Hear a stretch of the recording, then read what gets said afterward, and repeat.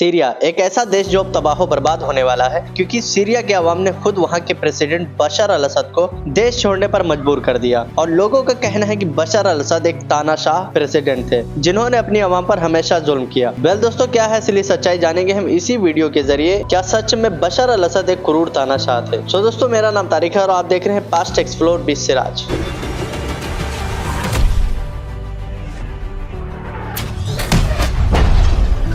Syria ये लगभग तुर्की, Lebanon, Israel, Iraq और जॉर्डन के बॉर्डरों तक फैला हुआ है। तो दोस्तों, इस देश को फारस के किंग साइरस द ग्रेट ने 539 ईसा पूर्व में पॉम्पी की जीत के बाद सीरिया को रोमन प्रांत का हिस्सा बना लिया। सीरिया में कई धर्मों के लोग रहते हैं, लेकिन इसमें सबसे ज्यादा आबादी सुन्नी मुस्लिम की है जो कि 74% है, और शिया मुस्लिम लगभग 13% है और 12% ईसाई रहते हैं। और यहाँ पर सुन्नी मुस्लिम मेजोरिटी में होते हुए भी बशर अल असद के वालिद हाफिज अल असद की सरकार बन जाती है और इन्होंने 1970 में खुद को प्रेसिडेंट डिक्लेयर कर दिया था। और अपनी गलती को छुपाने के लिए इन्होंने अपने ही लोगों को ज्यादा स्ट्रॉन्ग पावर दे दी और सुन्नी मुस्लिम पर पूरी निगरानी रखने लगे कि ये लोग कोई ऐसा इशू न खड़ा कर दे जिससे हमें आगे चलकर परेशानी हो। मीडिया, मिलिट्री और सिक्योरिटी एजेंसी इन सबको अपने हिसाब से कर लिया और कॉन्स्टिट्यूशन को भी बदल कर रख दिया था। और फिर साल 2000 में हाफिज अल असद की मौत हो जाती है और इनके बाद बशर अल असद प्रेसिडेंट ऑफ सीरिया बनते हैं। Bashar al-Assad became president of Syria by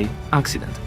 His father, Hafez al-Assad, who had ruled Syria since 1970, जो कि डॉक्टर की पढ़ाई कर रहे थे। बशर के राष्ट्रपति बनने के कुछ दिन बाद ही वहां भूखमरी और नौकरी की कमी पड़ने लगती है। तो इस चीज से बशर को और भी डर लगने लगता है कि उनकी आवाम कहीं प्रोटेस्ट न करने लगे। इसलिए असद ने बहुत ही स्ट्रिक्ट रूल अपना लिया और कहा छोटी सी छोटी गलती को भी लाइटली मत लेना। तो दोस्तों, अब आता है साल 2011, जिसमें एक 14 साल के बच्चे ने दीवार पर कुछ ऐसा लिख दिया जिसकी वजह से सीरिया में अभी तक सिविल वॉर चल रही है। साथियों, इस बच्चे ने अपनी स्कूल की दीवार पर यह लिख दिया था कि तुम्हारी बारी भी आएगी डॉक्टर। और उसके अगले ही दिन सिक्योरिटी फोर्सेस आती हैं और इस चीज को पता करने लग जाती हैं कि ये किसी ने लिखा है। और जब इन्हें किसी ने नहीं बताया कि ये किसी ने लिखा है तो उन फोर्सेस ने 15 बच्चों को अरेस्ट कर लिया, जिसमें मुआविया भी था। तो दोस्तों, मुआविया वही बच्चा है जिसने दीवार पर यह लिखा था कि तुम्हारी बारी भी आएगी डॉक्टर। तो इन बच्चों के पेरेंट्स ने प्रोटेस्ट करना शुरू किया, जो बहुत ही नॉर्मल तरीके से कर रहे थे। तो उन बच्चों को छोड़ने के बजाय वहाँ की पुलिस ने उन प्रोटेस्टर को भी उठाना शुरू कर दिया। तो डेरा में जो कुछ हो रहा था तो उसकी खबर अब पूरी सीरिया में फैल गई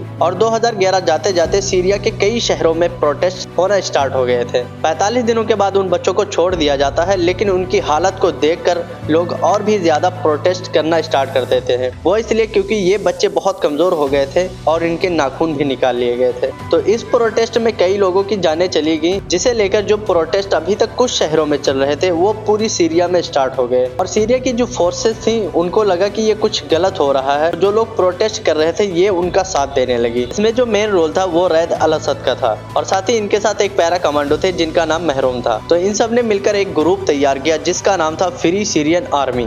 और धीरे धीरे करके सीरिया के कुछ शहरों पर इनका कंट्रोल होने लगा और ऐसे ऐसे लगभग 1000 ग्रुप इस फ्री सीरियन आर्मी का हिस्सा बन गए और इनकी तादाद लगभग 1 लाख से ज्यादा हो गई।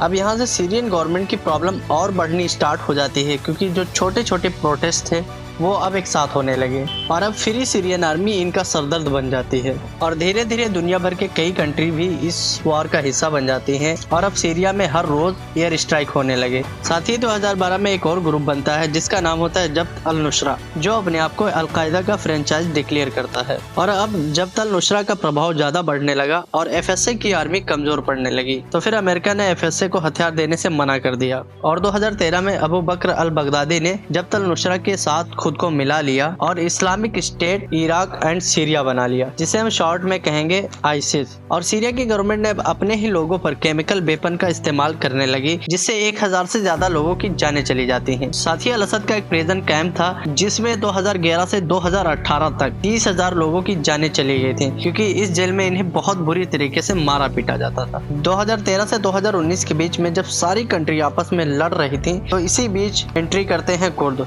और सीरिया में लगभग 40% कुर्दों ने कब्जा कर लिया। बाकी जगह जो थी उस पर सीरियन गवर्नमेंट का कब्जा था और जो आईसिस था यह सिर्फ 1 या 2 जगह बची थी। और नवंबर 2024 में असद ने फिर से हमला करना स्टार्ट कर दिया।